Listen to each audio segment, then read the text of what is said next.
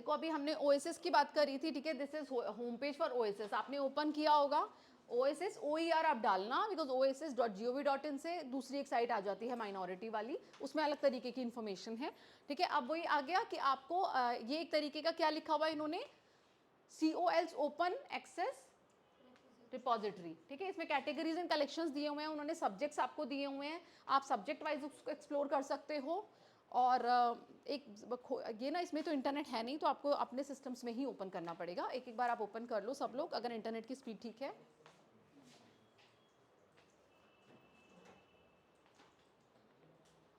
एक चीज़ मैं आपको बोलूँगी, being a library science student, मैं आज भी स्टूडेंट ही हूँ क्योंकि मैं अभी भी PhD कर रही हूँ, तो जब भी आपको कोई नई चीज़ पता चलती है, ठीक है, तो उसको ना ऐसे जाने मत दो, उसको एक्सप्लोर करो एक बार कि ये है क्या, ठीक है।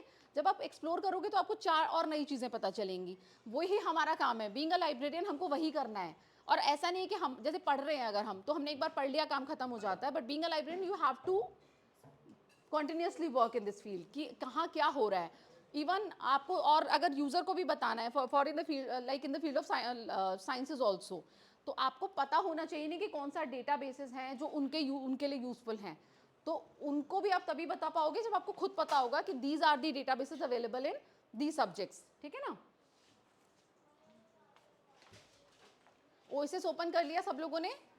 इसमें क्या क्या कैटेगरीज में दिया हुआ है इन्होंने, सबसे पहले इन्होंने दिया रिसर्च एंड पब्लिकेशन, ठीक है। Then they have given country reports and profiles, corporate,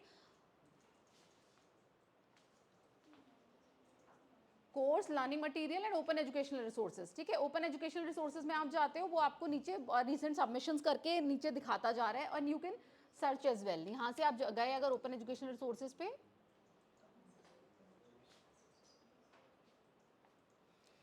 ठीक है ना, इसमें आपको कलेक्शंस इन द कैटेगरी मिल जाएंगे, education, engineering, health sciences, languages, livelihood, mathematics, natural sciences, skills and,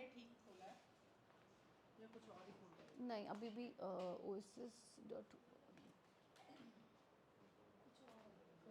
this is also I think, ये भी एक ओपन एक्सेस रिसोर्स ही है बिफोर कन्वीनियंट, लेकिन इसमें रिसोर्सेज नहीं आ रहे हैं।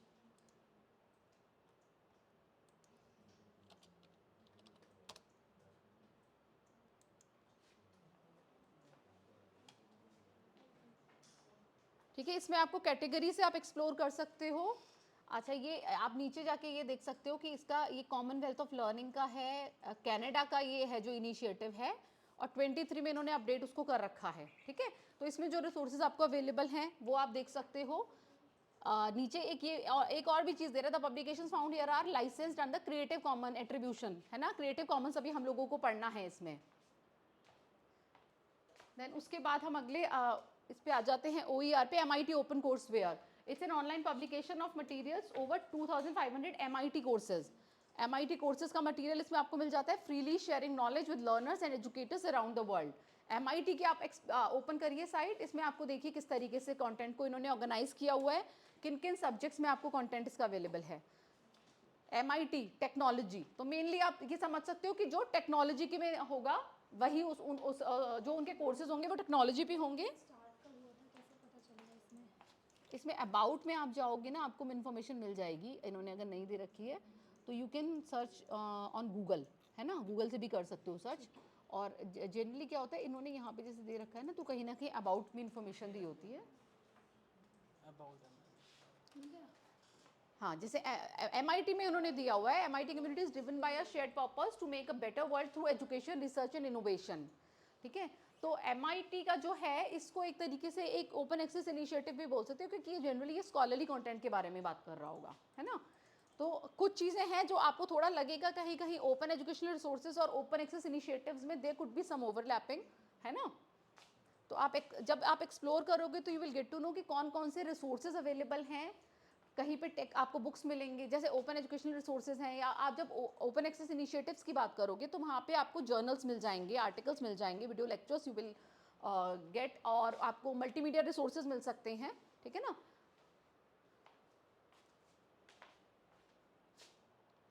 देन वी हैव एक और हमारा इंडियन जो है वो है Karnataka open educational resources, KOER। आप इसको ओपन करो और आप ये देखो कि क्या ये अपडेटेड है, बिकॉज ये मैंने अभी एक्सप्लोर नहीं किया है, तो अब हम इसको एक्सप्लोर करेंगे कि कब ये इसका स्टार्ट हुआ। Karnataka open educational resources, KOER, core. आपको चेक करना है इसकी ऑथेंटिसिटी, तो हमें दिख गई है ना, इसकी जो इसकी ऑर्गेनाइजेशन होगी, it's an open OER repository with collaborative resources creation by the teachers of the teachers and the teachers from Karnataka। जो सारा जो है वो टीचर्स का ही एक तरीके से कंट्रीब्यूशन इसके अंदर उन्होंने दिया हुआ है ना। अब उसको सब्जेक्ट टीचर फोरम, ये एक इनिशिएटिव्स की तरह स्टार्ट किया गया था by the teachers in subject teacher forum, mailing list, जो भी इसका जो है वो लाइसेंस्ड है अंडर क्रिएटिव कॉमन्स का ही है इसका भी। तो आप ये देखो कि इसमें जो रिसोर्सेज अवेलेबल हैं अपडेटेड हैं नहीं हैं, ठीक है। 2020 का लास्ट है क्या, कॉपीराइट दे रखा होगा ना 2020, तो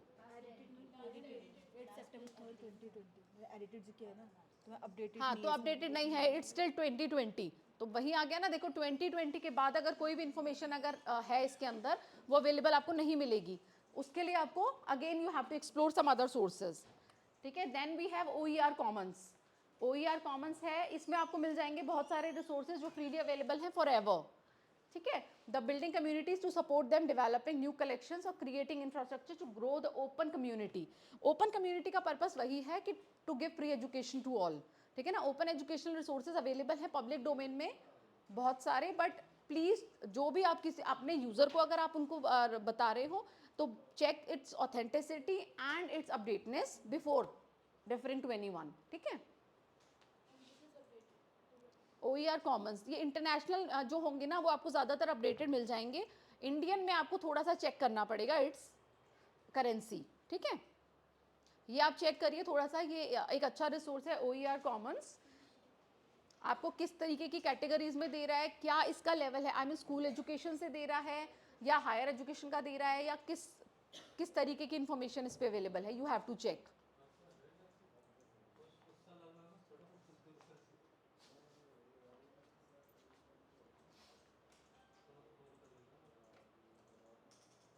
सब्जेक्ट वाइज दे रहा है इन्फॉर्मेशन। अच्छा देखो इसमें 1 मिनट, एजुकेशन लेवल पे आप क्लिक करो, बैक करो,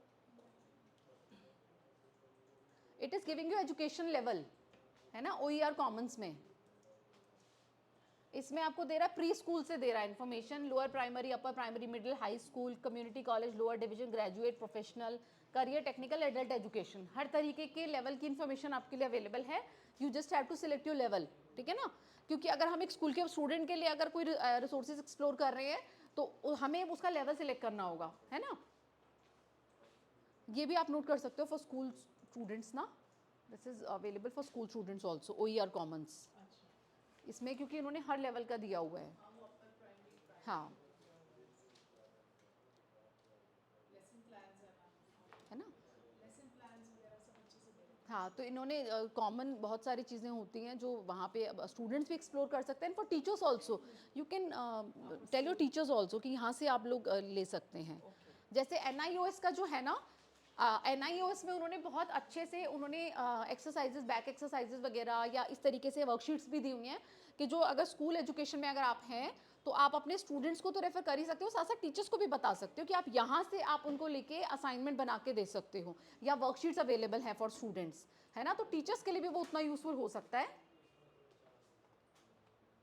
then we have Khan Academy. Khan Academy तो है ही, है ना। खान अकेडमी में आपको क्लास वाइज दे रखा है उसने, सब्जेक्ट वाइज आप एक्सप्लोर कर सकते हो। खान अकेडमी में किस लेवल का दिया हुआ है आप ये आप मेरे को चेक करके बताइए, किस from pre school to 12th, है ना। और सब्जेक्ट उसमें कौन से हैं, सारे कवर किए हुए, humanities, social sciences also there, check करो। साइंस तो है, आई एम श्योर साइंस है, मैंने चेक किया है। ह्यूमैनिटीज और सोशल साइंसेज है या नहीं है उसमें आप चेक करिए, और ह्यूमैनिटीज में क्या क्या उन्होंने किया है कवर। जैसे हम लोग जब रिसोर्सेज की बात करते थे, जब हम इंफॉर्मेशन सोर्सेज एंड को जब हम वो करते थे, इवेल्युएट करते थे, आपको याद होगा। हाँ that's what I am asking ना। देखो यहाँ पे आपको chemistry, bio, physics, chemistry, biology ये दिया हुआ है, आपको इसमें ह्यूमैनिटीज़ नहीं दिख रहा है। सोशल मीडिया लिटरेसी है, AI, wireless philosophy, micro economics, macro economics दे रखा है। Means there are social science subjects also, है ना, एक्सप्लोर मोर में वो आपको दे रहा है।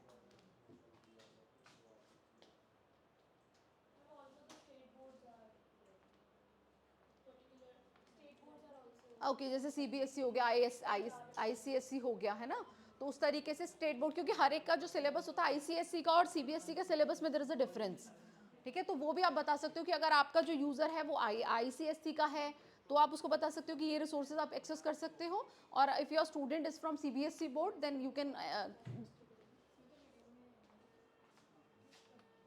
ओपन टेक्स्ट बुक लाइब्रेरी है, ये आप ओपन कीजिए, हमने अभी ओपन नहीं किया था, open textbook library, open textbook library.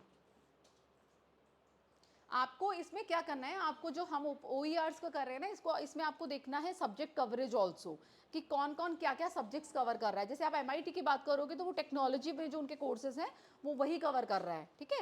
Khan academy जो है स्कूल एजुकेशन का कहाँ तक कवर कर रहा है, ठीक है, इस तरीके से।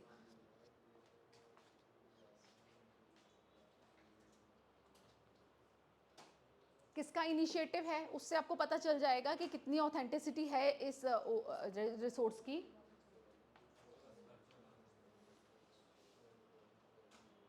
ओपन हो गया ओपन टेक्स्ट बुक लाइब्रेरी। इसमें आप देखिए कि इसमें किस लेवल की इंफॉर्मेशन अवेलेबल है, फॉर स्कूल, कॉलेज का भी है, हाँ ये तो है इसमें, तो हायर एजुकेशन ही हायर एजुकेशन, स्कूल एजुकेशन है ओपन टेक्स्ट बुक लाइब्रेरी में। Transform higher education student learning. हाँ तो इसमें मतलब हायर एजुकेशन की बात कर रहा है, it is not for school education, it is not, it is है फॉर ना, higher it is education. For higher education only.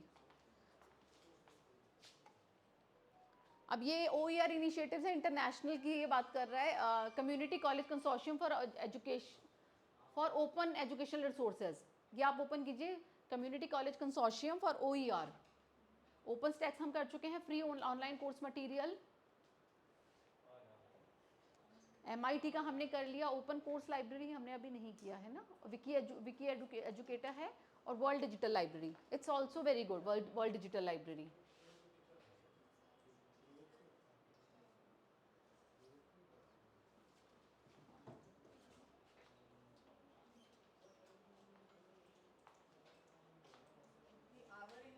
ये OER इनिशिएटिव्स है सर। ये कुछ तो मैंने आपको जैसे सिंपल एक एक करके बताया, ये कुछ और हैं जिनको आप एक्सप्लोर कर सकते हो, इनकी आप कवरेज चेक कर सकते हो, इनका इनका जो है कौन है, किसने इसको बनाया है वो आप चेक कर सकते हो, अपडेटनेस इसकी you have to check. Community college consortium CCCOER, हाँ these are international.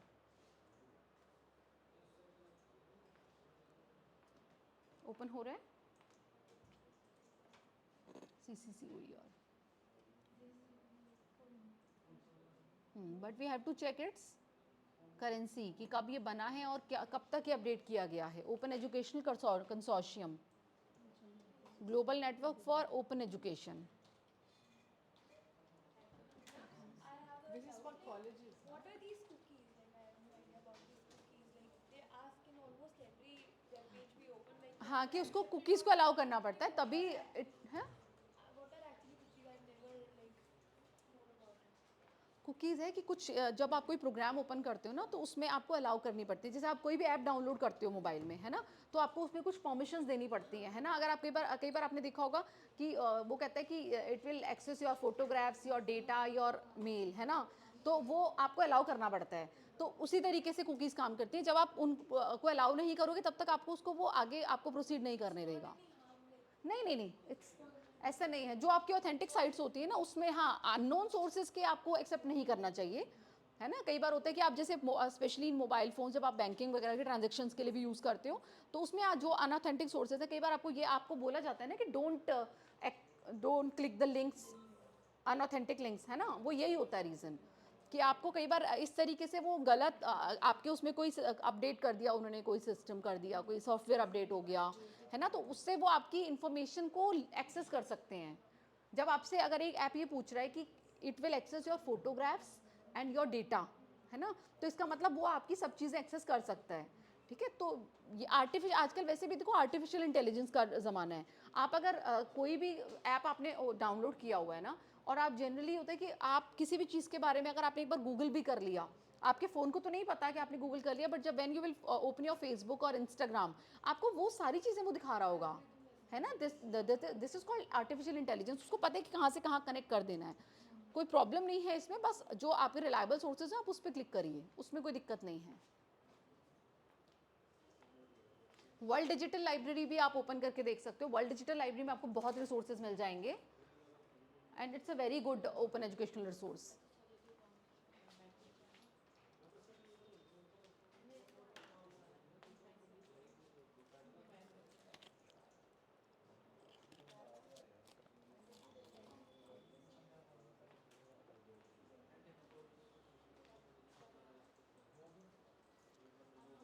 I think हमने OER का काफ़ी कर लिया है ना।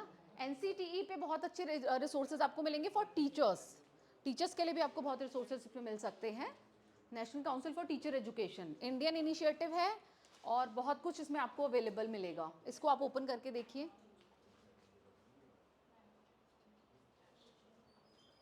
NCTE आप डालो, NCTE OER, NCTE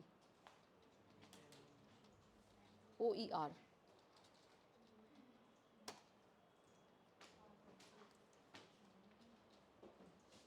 NCTE OER open किया सबने,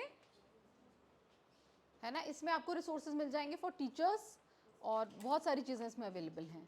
ये कुछ और आ गया, TE नहीं ठीक आया है, बट OER, हाँ ये कुछ टर्म्स एंड कंडीशंस ये शायद ईमेल वगैरह पे से नहीं, वो जाकर ऐसे होम पर्सनलाइज्ड होगा। पेज तो आना चाहिए था। हाँ ये आ गया ये ना। आया, हाँ। इसमें आपको देखो 2-3 तरीके से दिखा रहा है। OER डेवलप, जो इन्होंने खुद डेवलप किए हैं अपने लेवल पे। एक है इन्होंने जो क्यूरेट किए हैं अलग अलग जगहों पे जो अवेलेबल है, वो इन्होंने एक जगह लिस्टिंग कर दिया उनकी। और एक तीसरा और था, I think ma'am school libraries में टीचर्स को देने के लिए एक तो ये होगा, खान एकेडमी होगा, NCERT और is there. Karnataka open educational resources होगा, और NCERT। NCERT commons also OER common. OER वो, हाँ ये तो इंडियन की हो रही है ना, इंडियंस हैं, इंडियन है सारे। अच्छा। NCTE में आपको मिल जाएंगे।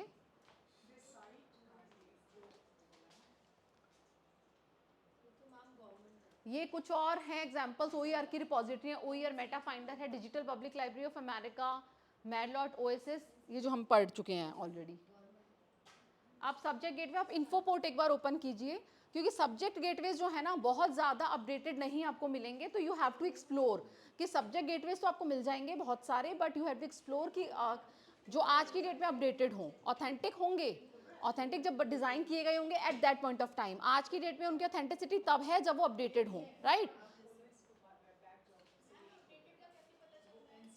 अपडेटेड आप देखो कि उसको लास्ट अपडेट कब किया गया, जनरली उसमें नीचे अपडेशन की डेट होती है ना। जैसे अभी इन्होंने कौन सा ओपन किया था आपने, उसमें 20, हाँ हाँ, तो 2020 तक का उसका इन्फॉर्मेशन अपडेटेड था। अगर बहुत अगर अवेलेबल नहीं है तो you have to explore the resources, कि जो उसमें अवेलेबल है इन्फॉर्मेशन, आप थोड़ा सा वो एक्सप्लोर करिए। 3 आइकन्स थे ना मैम, वो नहीं खुल रहे हैं इसमें नीचे NCTE में। स्पीड कम है मुझे लग रहा है, क्योंकि मैंने घर पे किया था तो ओपन, वो उसमें से 2 तो PDF थे। हाँ ये आ गया ना। हाँ, अजीम प्रेमजीज फाउंडेशन। जैसे इन्होंने जो क्यूरेट किए हैं ना, जो क्यूरेट किए हैं इन्होंने, कौन सा साइट, कौन सा लिंक था ये मैम NCTE वाला था ना। हाँ इसमें इन्होंने अजीम प्रेमजी फाउंडेशन रिसोर्सेज को इन्होंने क्यूरेट कर दिया यहाँ पे, कि वहाँ वहाँ आपको OERs मिल जाएंगे। महात्मा गांधी अंतर्राष्ट्रीय हिंदी विश्वविद्यालय का है, टीचर एजुकेशन, और central university of Punjab Bathinda, और टिस के हैं, जो इन्होंने यहाँ पे क्यूरेट करके रिसोर्सेज दे दिए। और एक तीसरा और था उसमें ऑप्शन, उसको भी आप एक्सप्लोर कर सकते हैं। उसके बाद अब आप आ जाइए इन्फोपोर्ट पे। Infoport is a subject gateway of इन्फ्लिपनेट।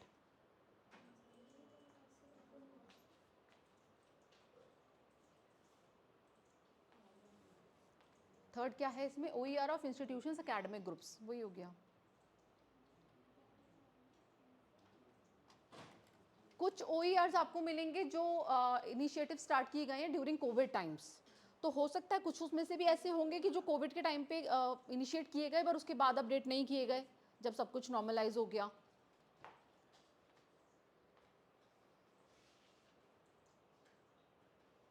अब आप इन्फोपोर्ट पे आएंगे, सब्जेक्ट गेटवे,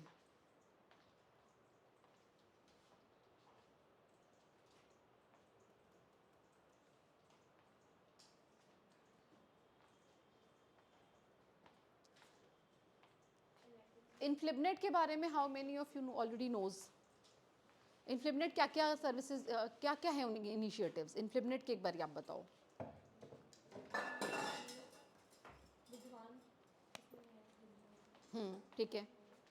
पीजी पाठशाला, ईपीजी पाठशाला इनफ्लिबनेट का नहीं है, इनका ही है, ठीक है। एमएचआर, आचार्य, शोधगंगा, शोध गंगा, बिल्कुल। गंगोत्री, शोध गंगोत्री, ई शोध सिंधु, हाँ।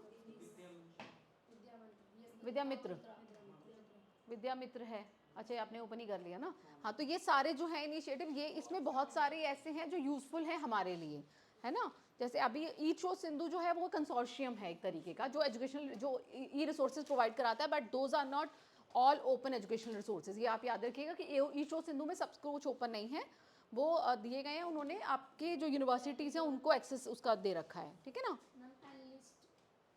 एनलिस्ट, कैलिबर, एनलिस्ट, अच्छा एनलिस्ट की जब आप बात कर रहे हैं, एनलिस्ट और इंडकैट, एनलिस्ट जो है वो किस पर्पस से है? एनलिस्ट और ई शोध सिंधु में what is the difference?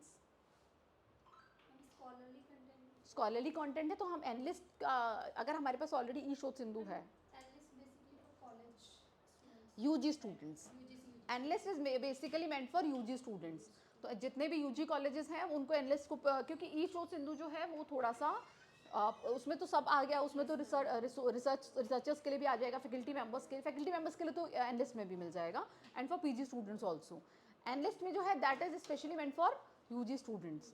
PGs के लिए भी मिल जाती है इन्फॉर्मेशन, ऐसा तो नहीं है, क्योंकि अब जब हम एनलिस्ट का मेंबरशिप लेते हैं तो हम यूजी पीजी फैकल्टी हम सबको उसका मेंबर बना देते हैं, है ना। तो क्योंकि फैकल्टी जो यूजी को पढ़ा रहा है वो भी तो उसको भी तो यूजी इन्फॉर्मेशन की नॉलेज होनी चाहिए, और पीजी में भी काफ़ी कुछ कवर होता है यूजी वाला सिलेबस, तो यूजी पीजी सबके लिए है। और ई शोध सिंधु जो है वो 3 कंसोर्शियम्स को मिला के बना है, तो उसमें बहुत सारे रिसोर्सेज हैं जो अवेलेबल हैं, जैसे उसमें तो फिर आपको वो सब स्कोपस और वेब ऑफ साइंस वो सब मिल जाएगा, है ना।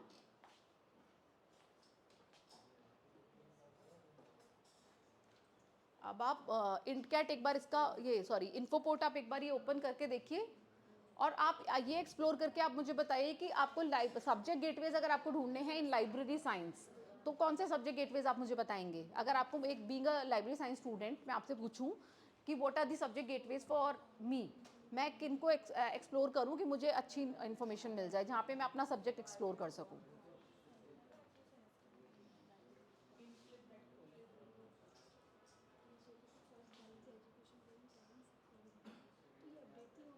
स्कूल एजुकेशन के लिए एनसीईआरटी में एनसीईआरटी बहुत काम कर रहा है। एनसीईआरटी में आपको स्वयं प्रभा मिल जाएगा। स्वयं प्रभा इज उनके 32 डीटीएच चैनल्स हैं, है ना। उस पर आपको हर तरीके की इन्फॉर्मेशन मिलेगी, मतलब वो जो स्कूल एजुकेशन से रिलेटेड उस पर आपको बहुत सारे वीडियोस वो डालते हैं वहाँ पे। और एनसीईआरटी की आप साइट एक्सप्लोर करेंगे तो आपको बहुत सारे रिसोर्सेज अवेलेबल हैं वहाँ पे, जो एनसीईआरटी के इनिशिएटिव्स हैं। इसी तरीके से आप यूजीसी की साइट पे जब आप जाएंगे तो आपको हायर एजुकेशन में बहुत सारे इनिशिएटिव्स मिलेंगे गवर्नमेंट ऑफ इंडिया के, है ना। ईपीजी पाठशाला है, चाहे स्वयं है, चाहे और भी तो है बहुत सारे।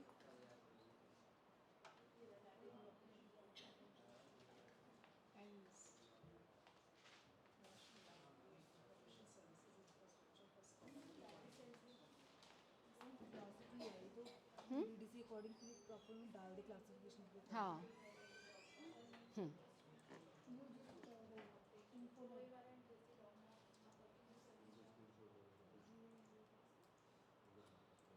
ये एनलिस्ट खोला आपने? इसको मैंने किया हुआ देखा हुआ, मैंने वो किया हुआ, उसमें क्या मैंने लॉगिन नहीं किया हुआ, बट जो सर्च में e books and E journals हैं। हम उसमें टोकन अमाउंट देना पड़ता है यूनिवर्सिटीज़ को, तो वो स्टूडेंट्स को फिर एक्सेस देते नहीं नहीं, वो NLIST is basically meant for institutions. Individually आप उसकी मेंबरशिप नहीं ले सकते हो, और हर कोई एजुकेशन इंस्टीट्यूशन वो ले सकता है जो उनके अंडर आते हैं। तो जैसे हमारा जो इंस्टीट्यूशन है उसने एनलिस्ट का मेंबरशिप लिया हुआ है। हमें मिल जाएगा फिर एक्सेस अगर करना चाहें। एक्सेस आपको मिल सकता है, पर आपको एनलिस्ट का इतना कोई यूज़ नहीं है। हाँ, बट यू कैन एक्सेस उसके लिए, बट आपको लॉगिन क्रेडेंशियल्स चाहिए होंगे ना। और जिस इंस्टीट्यूशन में आप हो वो इंस्टीट्यूशन आपको उसकी मेंबरशिप दे सकता है ना, क्योंकि उसमें वो आपको कोर्स और वो सब उसके अकॉर्डिंग आपको मेंबरशिप मिल जाती है। रजिस्टर कर सकते हैं हम अपने सब यूज़र्स को। और इसमें तो बहुत अच्छी हाँ, एनलिस्ट में बहुत अच्छी ई बुक्स हैं, ई जर्नल्स भी आपको मिल जाएंगे और you can download these books. UG के लिए तो बहुत अच्छी ई बुक्स मिल जाती हैं एनलिस्ट में।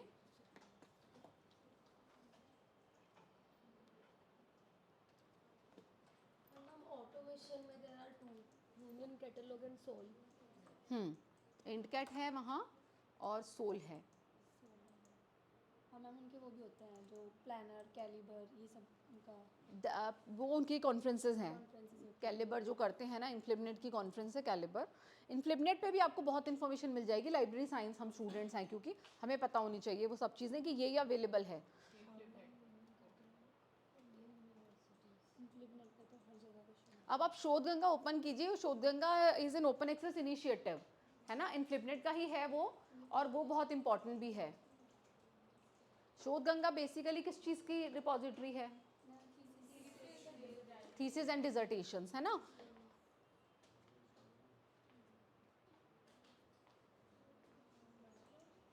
शोध गंगा ओपन कीजिए, उसमें देखिए किस तरीके से उन्होंने कंटेंट को ऑर्गेनाइज किया हुआ है।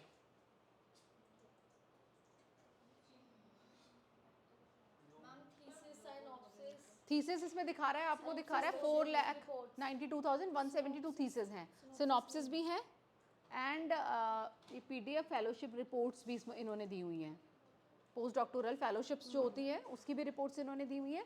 इसमें आप यूनिवर्सिटी के अकॉर्डिंग भी इसको एक्सप्लोर कर सकते हो, जैसे यूनिवर्सिटीज़ की लिस्ट उन्होंने दी हुई है, ठीक है ना। अच्छा, टॉप 10 कंट्रीब्यूटर्स में इन्होंने बताया कि ये टॉप 10 यूनिवर्सिटीज़ हैं जो मोस्टली कंटेंट को कंट्रीब्यूट कर रही हैं।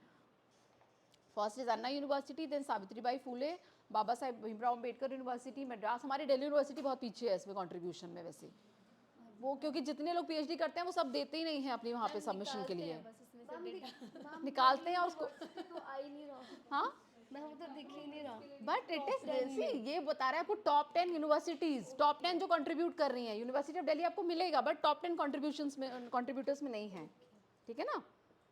आप देखो कहाँ से आप किस तरीके, दिख जाएगा। टोटल जो 734 यूनिवर्सिटीज के अंदर कंट्रीब्यूट कर रही हैं अपना कंटेंट, अपना थीसिस एंड डिसर्टेशंस।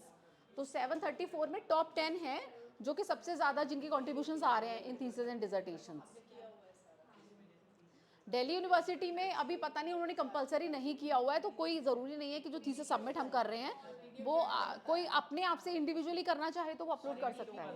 2-3 बंदे करते रहते हैं सेंट्रल लाइब्रेरी में भी, लेकिन उसमें टाइम बहुत लगता है अपडेट करने में, थीसिस वगैरह को ना, अच्छा, तो बहुत ज़्यादा टाइम लगता है। 2 बंदे लगातार करते रहेंगे ना तब भी मतलब टाइम तो उसमें अपडेट अपलोड होने में वक्त लगता है। एक-एक थीसिस वगैरह जैसे वो करते रहते हैं ना। नहीं, बट एक तरीके से it's a very good initiative कि आपको अगर आप PhD करना है तो आपको पता होना चाहिए कि ऑलरेडी क्या क्या काम हो चुका है ना। Being a Delhi university student, अगर मुझे ही नहीं पता, मेरे को अगर एक टॉपिक लेना है कि इस पे ऑलरेडी कितना काम हो चुका है, तो कैसे पता चलेगा? करने के बाद पता चलेगा ये तो पहले 10 लोग ऑलरेडी कर चुके थे, और ऐसा होता है ना, क्योंकि हमें नहीं पता कि कौन कौन से लोग इस टॉपिक पे ऑलरेडी, इसीलिए इन्होंने शोध गंगोत्री को भी स्टार्ट किया कि उसमें सिनॉप्सिस आ जाते हैं कि आपको पता हो कि ऑलरेडी इतने लोग इस टॉपिक पर काम कर रहे हैं, है ना।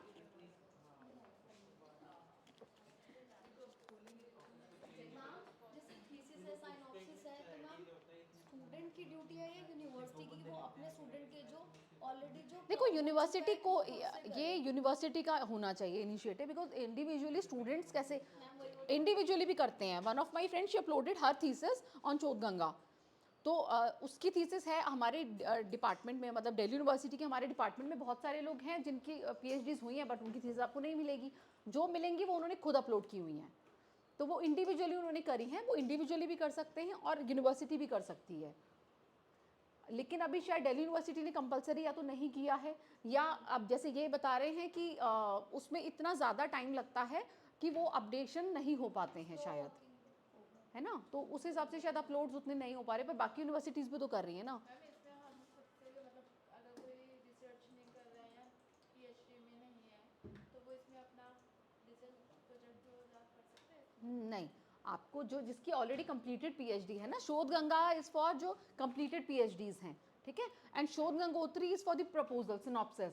आपने एक सिनॉप्सिस कहीं पे सबमिट किया, सपोज मैंने दिल्ली यूनिवर्सिटी में एक सिनॉप्सिस सबमिट किया, I can upload it to Shodh Gangotri, ठीक है, या यूनिवर्सिटी करे। शोध गंगा में वो तब जाएगा जब मेरी थीसिस कंप्लीट होके सबमिट हो जाएगी, then only it can be uploaded on Shodh Ganga. अब आप शोध गंगा को थोड़ा सा एक्सप्लोर करिए, कैसे सब्जेक्ट वाइज जाना है, कैसे हमें उसमें यूनिवर्सिटी के थ्रू जा सकते हैं, या last year according to advance search का ऑप्शन हमें दे रहा है नहीं दे रहा है, यू हैव टू एक्सप्लोर, दे रहा है ना। यस मैम दे रहे हैं। आप शायद शोध गंगोत्री, यू आर ऑन शोध गंगोत्री, शोध गंगा खोलिए, शोध गंगा पे आप एडवांस सर्च ऑप्शन लीजिए और उसमें सर्च कीजिए कि किस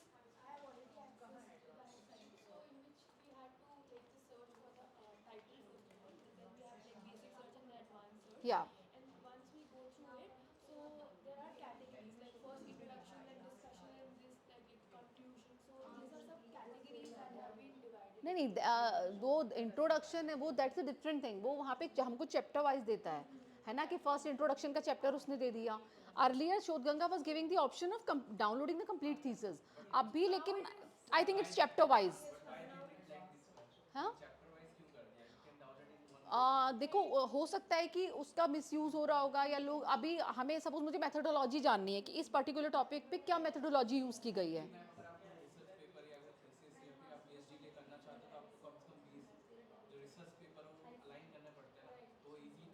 देखो वैसे तो आप चाहे चैप्टर वाइज भी अगर आप ऑप्शन दे रहे हो then also you can download the whole thesis, है ना। एक बार में नहीं करोगे, 5 बार में 5 चैप्टर्स कर लोगे, that is not a problem. लेकिन अब वो उनके अपने टेक्निकल एंड पे कुछ ना कुछ होगा। जैसे मैंने मुझे एक फैकल्टी ने अप्रोच किया था फॉर इंडकैट में वो डेटा देता है बिब्लियोग्राफिकल डेटा, राइट, चाहे वो थीसिस डिसर्टेशंस का हो, बुक्स का भी होता है।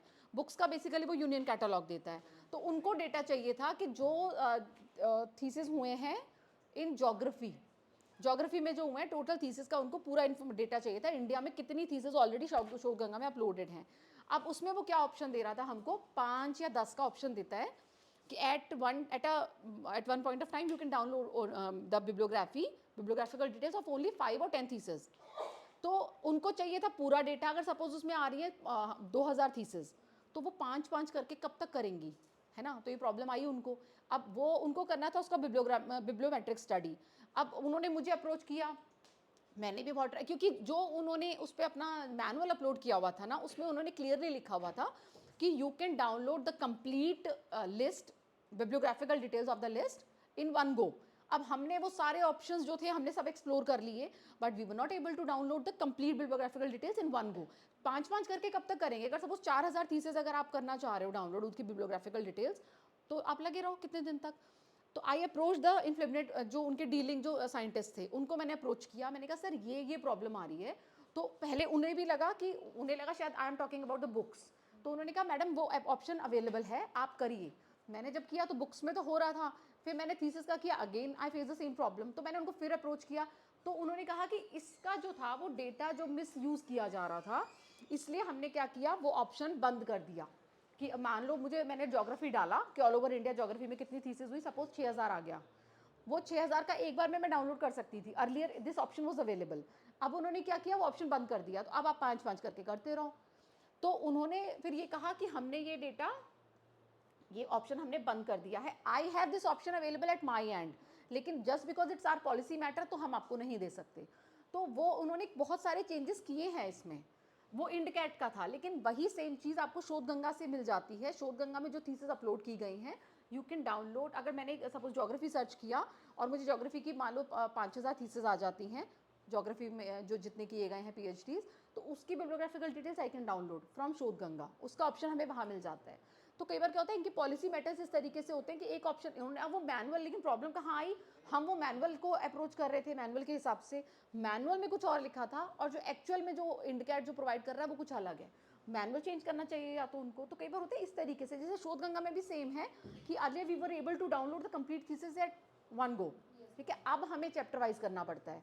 उसके बाद भी वो एक मैसेज देता है। मेरे सिस्टम में तो ये प्रॉब्लम आती है कि वो मैसेज को येस करते हैं तो भी वो बंद हो जाता है, नो करते हैं तो भी वो बंद हो जाता है। कि भाई क्रोम में ये इस तरीके के प्लगइन्स की इशू आ जाती है। तो आपको ये चेक करना है, पर वो आपको करना चैप्टर वाइज ही पड़ेगा। एडवांस सर्च में आप करिए, जैसे इन्होंने बहुत अच्छे से इन्होंने इसका सारा डेटा भी दिया हुआ है कि किस तरीके से थीसिस, ये क्या किस चीज़ का दिया हुआ है इन्होंने, थीसिस एडेड ड्यूरिंग अप्रैल 22। तो उन्होंने बताया कि अप्रैल में कितनी हुई, मार्च, मई में, जून में, जुलाई में, इस तरीके से। सब्जेक्ट वाइज भी वो आपको बता रहा है कि कितनी टॉप 20 सब्जेक्ट्स हैं शोध गंगा में 4.4 लाख थीसिस में से। आप इसकी एडवांस सर्च को आप सर्च कीजिए। एडवांस सर्च का जो ऑप्शन है ना कि आपको किस तरीके से आपको ईयर वाइज दे रहा है ऑप्शन, सब्जेक्ट वाइज दे रहा है, यूनिवर्सिटी वाइज दे रहा है, एग्जैक्टली आप ये चेक करो। एडवांस सर्च के ऑप्शन पे आप जाइए,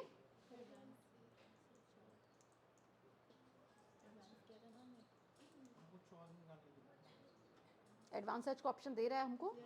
हाँ तो आप करिए, आप जिस अप्रोच से जाना चाहते हैं उसको लिमिट करिए उसी के अकॉर्डिंग। ये इसी तरीके से जैसे हम जब बुलियन वो पढ़ेंगे ना, जब हम इंफॉर्मेशन रिट्रीवल में वो तो उसमें भी सेम यही चीज़ है कि आपको कैसे अपनी सर्च को ब्रॉडर करना है, कैसे उसको नैरो करना है। जैसे हम एंड और नॉट बुलियन ऑपरेटर्स को यूज़ करते हैं ना, सेम इसी तरीके से आप यूज़ करिए कि और है हमारा जो स्कोप है ब्रॉड कर देगा, दिस और दिस, ठीक है। जैसे मैंने डाल दिया ज्योग्राफी और इंडिया, अब ये तो सारी इंडियन थीसिस है तो इसमें तो इंडिया का कोई मतलब नहीं है।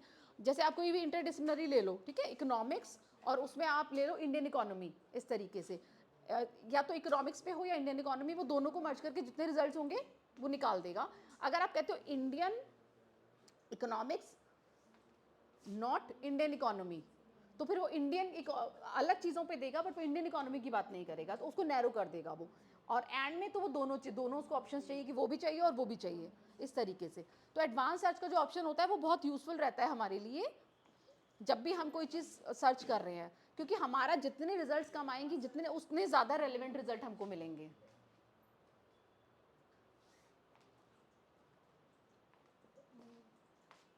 देखो ये आपको ओपन करने का ऑप्शन भी दे रहा है और यू कैन डाउनलोड, है ना।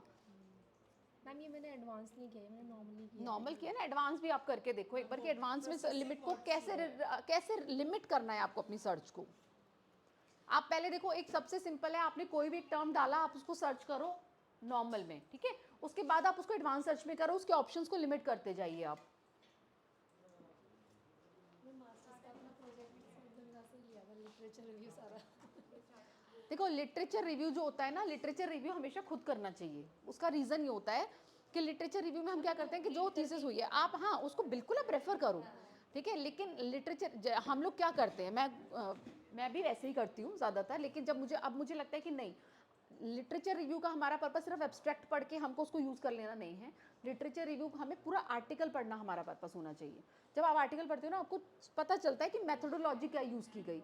अच्छा, अगर उन्होंने रिव्यू ऑफ लिटरेचर किया तो उन्होंने किन किन थीम्स को लेकर किया, दैट इज़ ऑल्सो इम्पॉर्टेंट, है ना। कि आपको कई बार क्या होता है कि जैसे मैं अपनी PhD पे मैं जब अभी काम कर रही हूँ, तो जब मैंने ये टॉपिक लिया था, माई टॉपिक वॉज वेबोमेट्रिक एनालिसिस, ठीक है, तो मैंने उस टॉपिक में जो लिया था बेसिकली जो मेरे ऑब्जेक्टिव्स थे, जब मैंने लिटरेचर एक्सप्लोर किया तो मुझे कुछ नई चीज़ें मिली, तो I can incorporate those things in my thesis, है ना। तो उससे क्या, वो मुझे कैसे पता चलेगा जब तक मैं लिटरेचर को एक्सप्लोर नहीं करूँगी।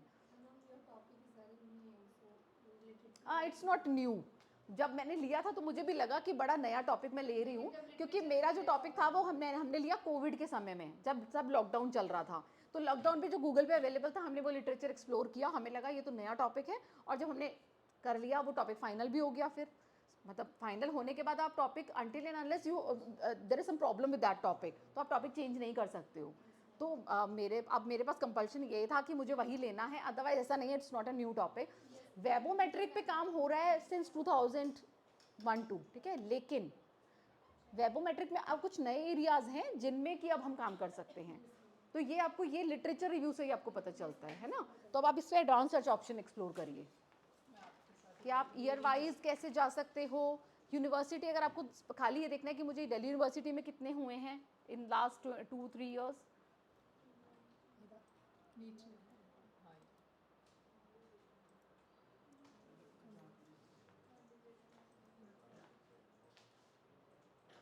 Human resource development in context of ICT।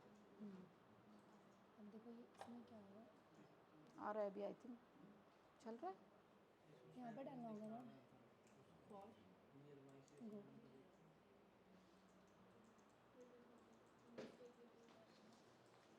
Advance search का जो पर्पस होता है वो ये होता है कि आपकी सर्च को कितना ज़्यादा वो रेलिवेंट बनाता है ना, उसको नैरो करता है आपकी। अगर आपके पास 10,000 रिजल्ट्स आएंगे तो आप 10,000 कब तक एक्सप्लोर करेंगे। एडवांस सर्च से आप उनको नैरो कर सकते हो कि आप लेटेस्ट, अगर आपको सिर्फ लेना है या आपको किसी पर्टिकुलर एक फील्ड में लेना है तो वो आप नैरो करते जा सकते हैं।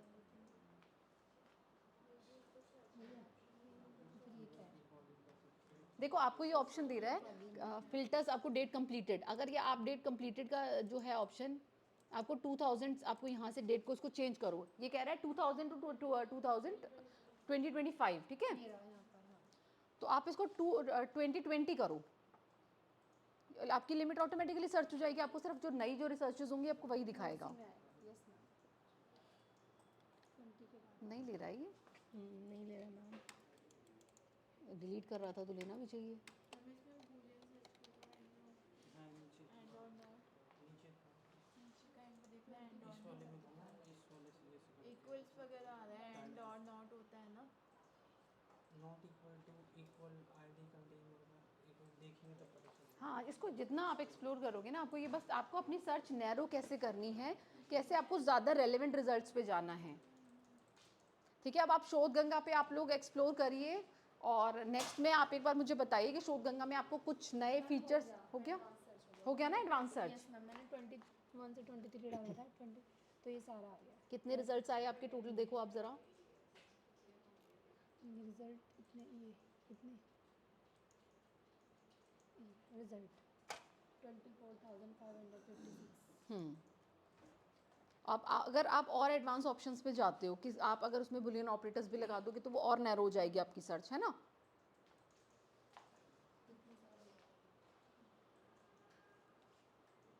आज हम एक और उस पे जाएंगे, national digital library of India, जो कि हमारा एक ओपन एक्सेस इनिशिएटिव है गवर्नमेंट ऑफ इंडिया का, ठीक है। आप national digital library of India open कीजिए, और and all the institutions can become the member of national digital library of India, and there are millions of resources available in NDLI.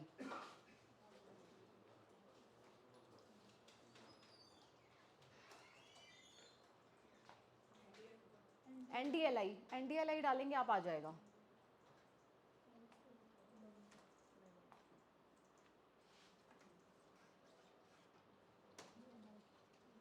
अब इसमें आप देखिए कि इसमें क्या क्या है, कंटेंट किस तरीके से इन्होंने दिया है। सबसे पहले टेस्ट प्रिपरेशन इन्होंने दिया है, CBSE एग्जामिनेशन के लिए दिया है, IITG के लिए दिया है, जॉइंट एडमिशन टेस्ट दिया है for masters, graduate aptitude test है, नेशनल एलिजिबिलिटी टेस्ट है, करियर डेवलपमेंट है, और स्टडी एट होम के लिए इन्होंने school, engineering, science, humanities, literature, law and management. कोविड-19 के लिए अलग से इन्होंने एक रिसर्च रिपोजिटरी बनाई हुई है। Then they have featured collections,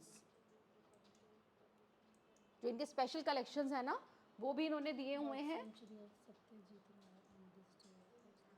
इसमें आपको नीचे NME ICT मिलेगा, ठीक है, national mission on education through ICT, इसमें भी आपको बहुत सारा ओपन एजुकेशनल रिसोर्सेज मिल जाते हैं।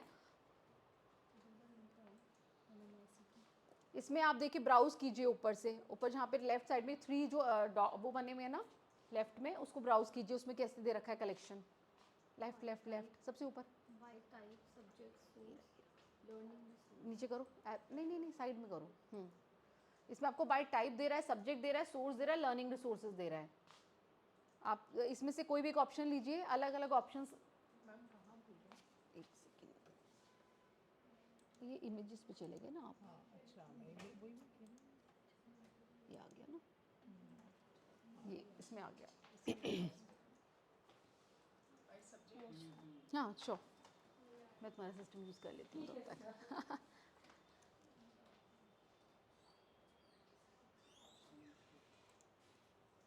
बाय सब्जेक्ट अगर आप करेंगे ना तो इसमें आपको चल नहीं रहा है, जैसे आपको दे रहा है सब, इसमें क्या दे रहा है, फर्स्ट लेवल सब्जेक्ट दे रहा है सबसे पहले, computer science, information and general work, philosophy and psychology, religion, इस तरीके से। देन इट इज फर्स्ट के बाद सेकंड पे कैसे जाएगा, थर्ड, किसी भी एक टॉपिक पे आप चले जाइए, जैसे टेक्नोलॉजी पे अगर हम जाते हैं, टेक्नोलॉजी अच्छा आपने भी टेक्नोलॉजी ओपन किया है, कंप्यूटर साइंस किया है, computer science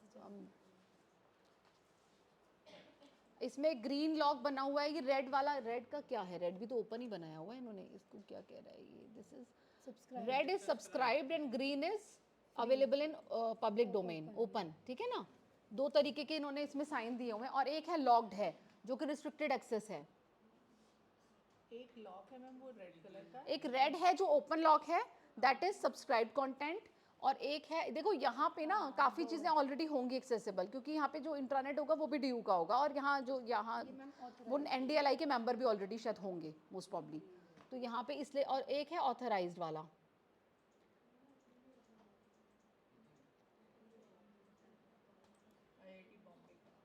IIT Bombay Kharagpur का NDLI जो है वो इनिशिएटिव ही खड़गपुर में स्टार्ट हुआ है ना, NDLI का जो है IIT खड़गपुर का ही है।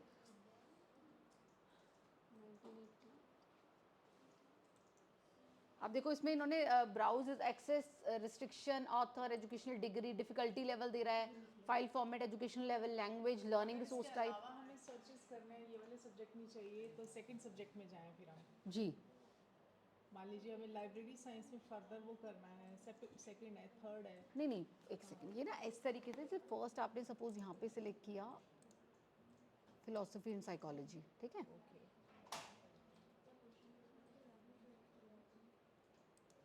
उसके बाद फिलोसफी एंड साइकोलॉजी का नैरोअर, और जैसे आप मेटाफिजिक्स में जाना चाह रहे हो, ओके है ना, तो you can again go to metaphysics. अब मेटाफिजिक्स के अंदर भी कुछ और नैरो कर सकता है वो, तो वो हमें थर्ड लेवल में दे देगा। तो मैम जितने ये, ऑप्शंस हैं बस वही दिखाएगा या इसके फर्दर भी ये दिखा सकता है, जैसे और कोई सब्जेक्ट हम जानना चाहें? हाँ, जिसकी फर्दर आगे होगी जो ब्रांचेस होंगी वो उन ब्रांचेस में जाता जाएगा। तीन लेवल हमें दे रहा है वो, first level, second level and third level. Actually ma'am जो सब्जेक्ट्स यहाँ लिखे हैं बस उसी में सर्च देगा ना, जैसे हम लाइब्रेरी साइंस के बारे में लिखेंगे वो तो नहीं आ रहा। हाँ, उसमें क्योंकि इन्होंने लाइब्रेरी, देखो यहाँ पे ना इन्होंने लाइब्रेरी साइंस को लिया ही नहीं है। इन्होंने सोशल साइंसेज को लिया होगा, ठीक है। Now it will give you option to explore social sciences. हम लाइब्रेरी साइंस सोशल साइंसेज में आता है ना, तो अब आप सोशल साइंसेज में जब जाओगे अब आप सिलेक्ट करो सेकंड लेवल पे देगा। अब यहाँ लाइब्रेरी यहाँ आप देखिए लाइब्रेरी साइंस होगा, नहीं है मैम, देखिए नहीं है। बाकी सब सब्जेक्ट्स आ रहे हैं, ये नहीं आ रहा है। हाथी ट्रस्ट में था मैम, सारंगाना था, पूरी हाँ, तो इन्होंने इसको नैरो नहीं किया है, इसमें होगा हालांकि लाइब्रेरी साइंस किसी ना किसी में social interaction, social processes, social groups, culture, communities, इतना ही दे रखा है उन्होंने। लाइब्रेरी साइंस को दिया ही नहीं है, मतलब इसको नैरो बनाया ही नहीं है। हाथी ट्रस्ट भी एक बार आप ओपन कर सकते हो।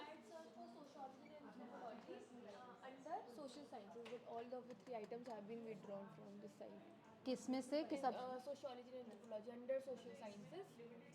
All these three items that I searched, they are all being withdrawn. हाँ, हो सकता है उसके कई बार कॉपीराइट इश्यूज आ जाते हैं, कई बार कुछ और, जैसे आपको फर्स्ट में कंप्यूटर में आपको मिल जाएगा ना लाइब्रेरी। अच्छा कंप्यूटर, ये देखो डीडीसी नंबर के अकॉर्डिंग से चलेगा ना, 0 to 5 होता है हमारा डीडीसी नंबर, तो उसके अकॉर्डिंगली मिला जाएगा। हमें ऑलरेडी लाइब्रेरी साइंस से उन्होंने कंप्यूटर साइंस में डाल चुके हैं, इन्फॉर्मेशन साइंस कर दिया बेसिकली उन्होंने, लाइब्रेरी साइंस को इन्फॉर्मेशन साइंस कर दिया। Now it is information science. अब आप मान लो कि अब हमें इन्फॉर्मेशन साइंस में ही जाना होगा। ये डीडीसी का अकॉर्डिंग मिलना, उसका नंबर 0 to 5 है नहीं, बट जनरली जब हम बात करते हैं हम सोशल साइंसेस की बात करते हैं ना। हाँ, बट हम नंबर, हाँ ये DDC के सबसे जा रहे हैं ना, तो ऑलरेडी उसके साथ मर्ज हो ही चुके हैं। देखो लाइब्रेरी साइंस ज़्यादातर अब कंप्यूटर साइंस ही हो चुका है, बहुत मैक्सिमम चीज़ें हम वही कर रहे हैं जो अगर हम कंप्यूटर वाले होते तो हम करते, ठीक है ना। पहले वो बनाते थे, कैटलॉग कार्ड बनाते थे। अब कैटलॉग कार्ड की ज़रूरत ही नहीं है, वो सब सॉफ्टवेयर बना देता है। हमें क्या फ़र्क पड़ रहा है कितनी स्पेसिंग छोड़नी थी, मुझे पता है या नहीं पता है ना। और फर्स्ट ऑथर का सरनेम पहले आना था या फर्स्ट नेम पहले आना था, या मुझे कैपिटल में लिखना था या रनिंग में लिखना था, फ़र्क ही नहीं पड़ता ना। आपने अपना उसमें टाइप किया, वो अपने आप सब कर देगा। कार्ड भी अगर आपको जनरेट करना है वो कार्ड भी वो खुद जनरेट करेगा, उसमें सारी स्पेसिफिकेशंस ऑलरेडी एडेड है ना। तो ये इसलिए वो इनकॉर्पोरेट वो सिस्टम बनाने वाले कर देते हैं। एक लेवल पे उनको लाइब्रेरी साइंस का बंदा चाहिए, उसके बाद उनको कहीं नहीं चाहिए। डेटा एंट्री के लिए उनको लाइब्रेरी साइंस के बंदे की ज़रूरत नहीं है, उसको सॉफ्टवेयर से रिलेटेड किसी भी चीज़ के लिए नहीं है। आपको कुछ लाइब्रेरीज तो ऐसी हैं कि जहाँ पे उन्होंने अपना कलेक्शन ही एक्सेशन नंबर से ऑर्गेनाइज कर दिया। कहते क्या ज़रूरत है DDC की भी, हमारे पास बंदा है, वो जाएगा सीधा सर्च किया एक्सेशन नंबर में से निकाल के ले आएगा। उसको क्या करना है DDC और DDC तो फिर भी सिंपल है, उसको कोई भी कर सकता है। CC में वो कहते हैं CC की क्या ज़रूरत है ना। तो वो कम्प्लीटली जा फील्ड उसी तरफ रही है, तो हमें अपने आप को इतना अपडेट तो करना पड़ेगा कि हम अपने आप को सर्वाइव कर पाएँ, है ना। ये देखिए ना, मैं लाइब्रेरियन इंफॉर्मेशन में गई, पहले कंप्यूटर साइंस लाइब्रेरियन, सपोज मेरे को इसी में से अपने कोई टॉपिक को देखना है तो मैं फर्दर इसमें जाऊँगी। वो दे नहीं रहा उतना ऑप्शन आपको, third Library level automation subject पे हाँ नहीं चाहिए। दे रहा है। लाइब्रेरी ऑटोमेशन पे चाहिए मान लीजिए मेरे को, तो मैं इसमें डालती हूँ। लाइब्रेरी ऑपरेशंस में जाना पड़ेगा आपको, ऑपरेशंस का ही पार्ट मतलब थर्ड लेवल ऑफ सब्जेक्ट में क्या मतलब ये लॉग ये नैरो डाउन करते नैरो डाउन करता जा रहा है वो आपको।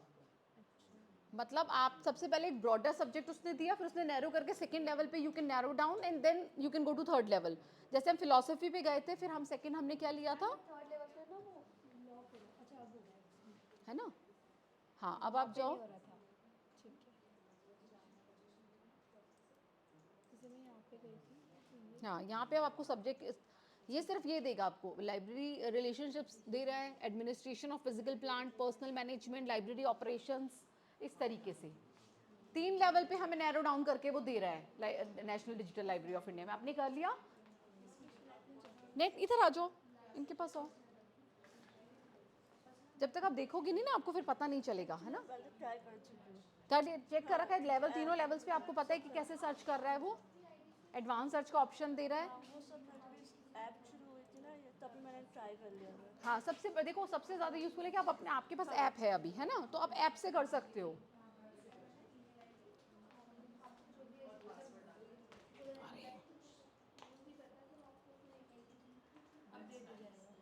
ये क्या है। मैम यहाँ पर लॉगिन भी कर सकते हैं हम अपने अपने। हाँ लॉगिन, जैसे जो मेंबर इंस्टीट्यूशंस हैं या इंडिविजुअल का भी इसमें ऑप्शन होगा। तो है मैंने किया हुआ हमने किया हुआ है, मेंबरशिप ली हुई है। मेंबरशिप का क्या। अच्छा एक हमारे पास वो होता है, जैसे हम ओपन एजुकेशन रिसोर्सेज की बात कर रहे थे, तो मैं एक आपको रिसोर्स और बताना चाहूँगी। सुगम्य पुस्तकालय है जैसे, है ना, that is for visually impaired students, मतलब विजुअली इम्पेयर्ड पीपल। सुगम्य पुस्तकालय, हाँ ये ऑनलाइन है। आप इसमें जैसे आपका अगर विजुअली इम्पेयर्ड कोई यूज़र है ना, तो वो उसका मेंबर बन सकता है। सुगम्य पुस्तकालय डेजी फोरम का ये है, basically Daisy forum of India है ना, डेजी फोरम का है। और उसमें जो भी विजुअली इम्पेयर्ड जो लोग हैं वो मेंबर बन सकते हैं। They have to register themselves, ठीक है। और या हम इंस्टीट्यूशनल लेवल पे भी हम उसकी मेंबरशिप ले सकते हैं। सपोज हमने at college level we have become the members of Sugamya Pustakalaya, तो हम अपने लेवल पर ही उनकी मेंबरशिप अप्रूव कर सकते हैं, वो उसका बेनिफिट हमको होगा, ठीक है। तो उसका क्या है, वो उसमें भी आपको एक, those are not open educational resources, ठीक है, बट जो मेंबर उसके हैं, जो विजुअली इम्पेयर्ड जो स्टूडेंट्स या हैं या जो लोग हैं, तो वो उसका रजिस्टर्ड मेंबर बनने के बाद उनके लिए वो ओपन हो जाता है, ठीक है। ग्रीन और रेड के अलावा कि यहाँ पे भी आ रहा है। क्या कह रहे हैं इसको ये? NDLI बोल रहा है इसमें, तो इसमें ये क्या है समझ नहीं आया इसमें। ये NDLI का इंटरनल लॉगिन होगा, पब्लिक लाइब्रेरी स्टाफ है ना, तो ये इसको आप इसको ओपन कर लो। लेकिन वो है क्या हाँ NDLI के कुछ ये ना, देखो ये आपको लॉगिन करना पड़ेगा NDLI के अकाउंट से, उनका अपना है ये, ठीक है ना, पब्लिक लाइब्रेरी स्टाफ। ओके नहीं ये शायद जैसे मैंने किया हुआ है ना पर्सनली अपना, तो हाँ शायद हाँ you can become the member. Institutional level पे हम अपने मेंबर्स को उसका मेंबर बना सकते हैं, और इंडिविजुअली भी वो आपको ऑप्शन दे देगा। एंड सुगम्य पुस्तकालय का भी सेम है, ओपन है, उसको हम ओपन एजुकेशनल रिसोर्स नहीं बोलेंगे, बट वो जो उसके मेंबर्स होंगे they can have access to that, ठीक है। उसके लिए उनको रजिस्टर्ड मेंबर बनना पड़ेगा उसका। और ऐसा नहीं है कि कोई भी मेंबर बन सकता है, उसके लिए they have to upload their certificates and all, then only they can access there, वो उसको चेक करेंगे, वेरीफाई करेंगे, चाहे उनके सर्टिफिकेट्स को भी, उनकी पूरी इन्फॉर्मेशन को। You have to upload your Aadhaar card and everything, then only you can become the member of Sugamya Pustakalaya, ठीक है। जितने भी इंस्टीट्यूशन हैं जो कि विजुअली इम्पेयर्ड को सर्व करते हैं, वो उसके मेंबर्स ज़्यादातर बन जाते हैं। जैसे हम लोग UG कॉलेजेस एनलिस्ट के हम मेंबर हैं ना, तो उसी तरीके से सुगम्य पुस्तकालय के भी हम बन सकते हैं। सुगम्य फाउंडेशन, सुगम्य पुस्तकालय आप डालोगे, डेजी फोरम का ये है। मैम डेजी फोरम क्या है ये बेसिकली विजुअली इम्पेयर्ड के लिए काम करता है। डेजी फोरम अभी not for profit organization who involve in production distribution of books and teaching, accessible format में कन्वर्ट करता है बेसिकली, जैसे PDF होता है ना, so that the visually impaired जो लोग हैं वो उसको सुन सकें, है ना। I had gone to this Braille Library of Delhi University. I had done this my first project in the like for the B-list. We had to do some subject, project. So I had visited there, and there I had taken some of the like the interview of the few people who were visiting over there. So there was some reading room and the recording room for basically, so that we can help these visually blind people through our speaking. Like they were having हाँ these headphones. They have their angel players and all ना, उनको उसके through उनके screen readers होते हैं जिससे कि वो सुन सकते हैं, है ना। क्योंकि it is not possible to convert everything in braille, right, ये पॉसिबल नहीं है। अच्छा ब्रेल में एक कंस्ट्रेंट हमको ये आ जाता है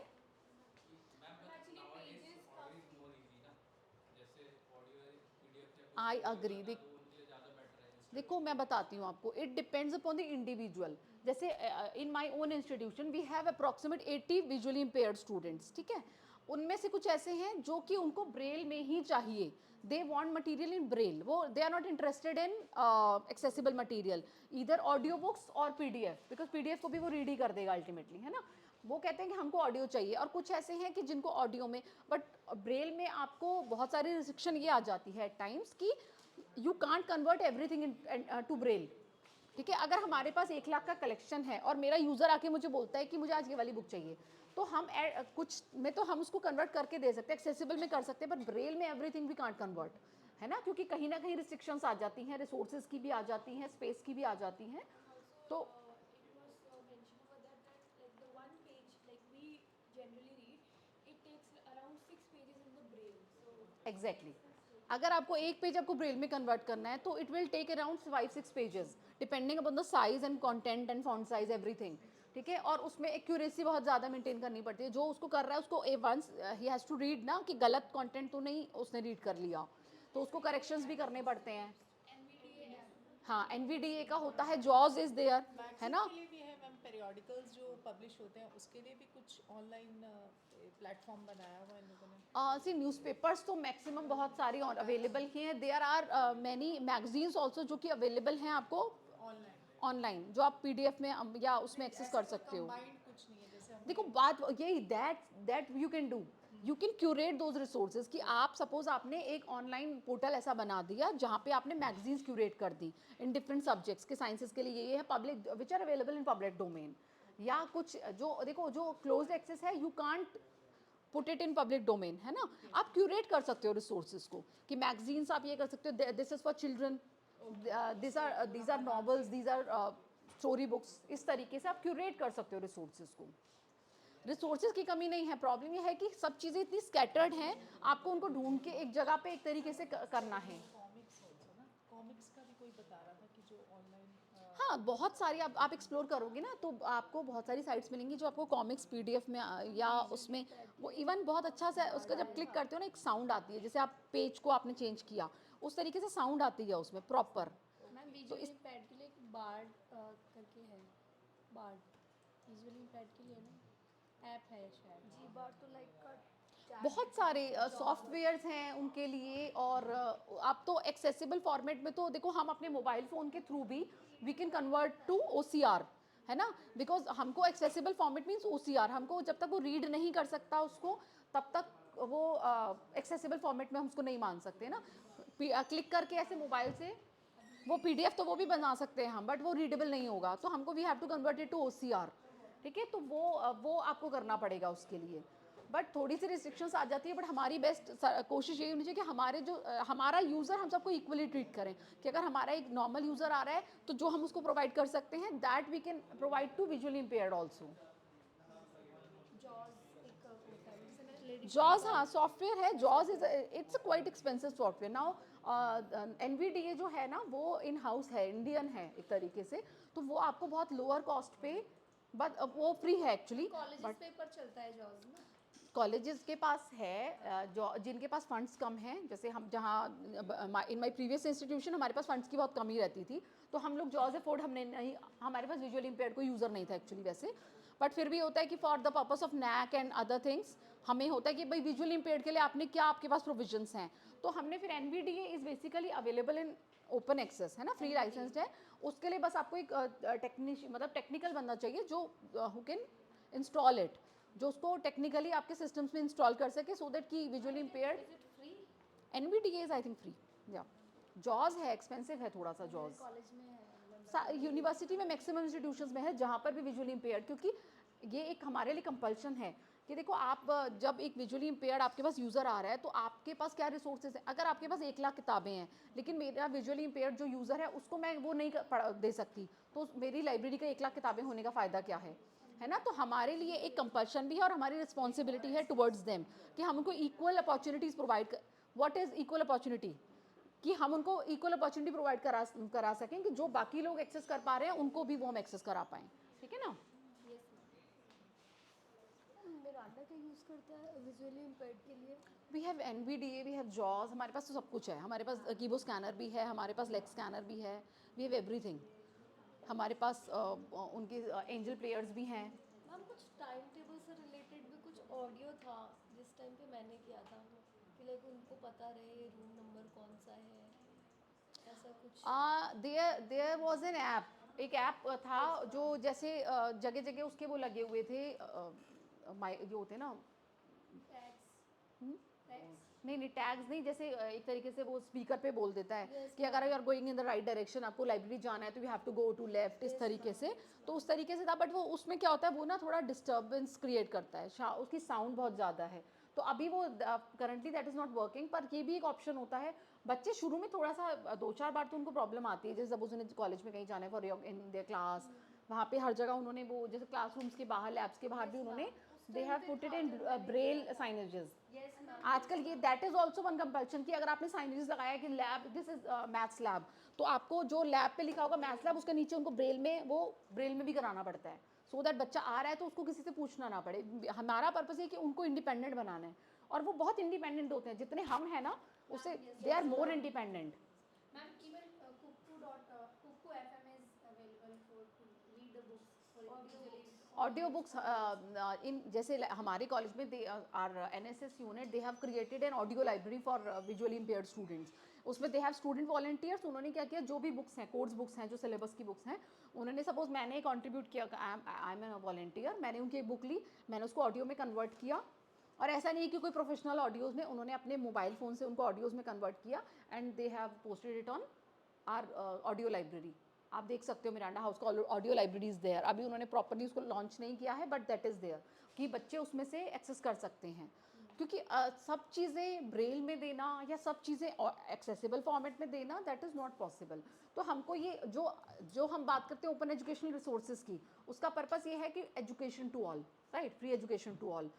तो वो फ्री, अगर वो फ्री भी है बट वो उनके लिए अगर यूज़फुल नहीं है ना, तो अब लेकिन जो उसमें अवेलेबल है, that everything is available in accessible format, PDF में है, वीडियो लेक्चर्स हैं, मतलब सुन तो सकते हैं ना, ऑडियो लेक्चर्स वीडियो लेक्चर्स हैं, वो सुन सकते हैं, देन दे हैव PDFs, उनको भी वो सुन सकते हैं, तो एवरीथिंग एक्सेसिबल। बस वही है कि हमको यूज़र को डायरेक्ट करना है, कुछ हम उनको प्रोवाइड करा दें, कुछ के लिए हम उनको गाइड कर दें कि this way you can access these resources.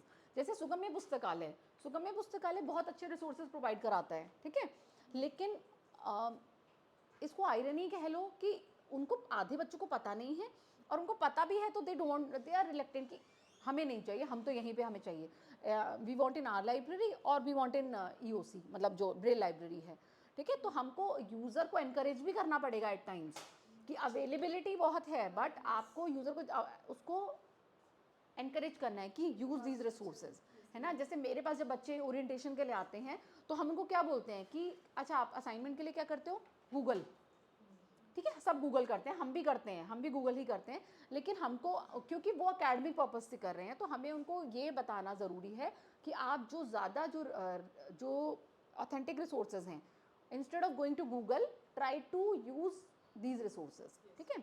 जैसे मेरे पास एक, जैसे मैंने बताया, जब इन्होंने बताया मैंने MSc किया, तो मेरे पास एक MSc की स्टूडेंट आई, और she was I think zoology की थी या पता नहीं बॉटनी की थी। तो मैंने उसको पूछा कि मैंने कहा you are accessing all the resources, क्योंकि उनके पास ऑफिशियल ईमेल आईडी भी था। नहीं मैम, हमें ज़रूरत नहीं पड़ती है। मैंने कहा आप कभी असाइनमेंट नहीं करते, या आपको कभी आपका प्रोजेक्ट नहीं है, डिजर्टेशन नहीं है? तो शी सेड कि नहीं मैम, हमें ज़रूरत पड़ती है, लेकिन देयर इज़ अ साइट, एक साइट है साई हब करके, उन्होंने मुझे बताया कि वहाँ पे आप किसी भी आर्टिकल का, किसी का भी DOI आप डालोगे, you can download that article. उनको पता है, देखो, ठीक है, बट इनको ये नहीं पता, मैं I am not talking about you, मैं उस पर्टिकुलर स्टूडेंट की बात करी, उनको ये नहीं पता कि instead of going to Sci Hub, I have my own library where I can access this article legally, है ना। Legally that is not right. जैसे हम पायरेटेड मूवीज़ की बात करते हैं ना, तो वो गलत है ना, पायरेटेड मूवीज़ को देखना, डाउनलोड करना, या उसको, क्योंकि वो मूवी बना रहे हैं, आप या तो सिनेमा हॉल्स में देखिए, या जब वो आपके OTT पे आती है तब आप देखिए, है ना, लेकिन हम लोग फिर भी देखते हैं। उसी तरीके से साई हब अगर वो इन्फॉर्मेशन दे रहा है तो दैट इज़ नॉट लीगल।